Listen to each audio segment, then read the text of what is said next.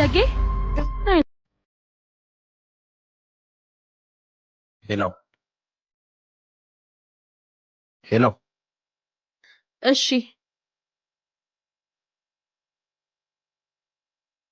ሄሎ ሰላም ድቦራ፣ እንዴት ነሽ? ማን ልበል? ድቦራ ነሽ አይደል? አዎ ነኝ። እናትሽ ታማ መንገድ ላይ ወድቃ ነው ያለች።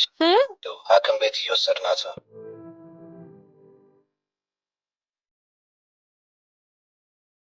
ቶሎ ድረሽ። እሺ መጣሁ። አንቺ ምን ይገትርሻል? እየጠራሁሽ እንዴ? ይቅርታ ይቅርታ፣ በጣም ቤተሰብ ጋር ትንሽ ችግር ተፈጥሮ ነው። በጣም ይቅርታ። አለቃ ብለሽማ አታርቂኝ። ችግሩን እንፈታዋለን። ልቀቀኝ። ነይ ነይ።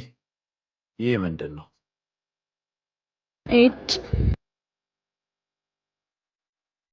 እሺ አለቃ፣ ምን ልጨምር? መጀመሪያ ይናስጭ። እሺ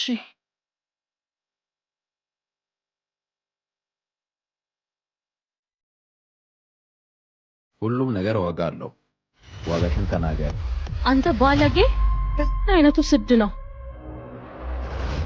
ቆይ እደውላለሁ። አለቃ ችግር አለ? ችግር አለ? እዚህ ኬትን ወዳቂ እየነቃቀማችሁ ቦታችሁ ለከስተመር ክብር የላችሁም እንዴ?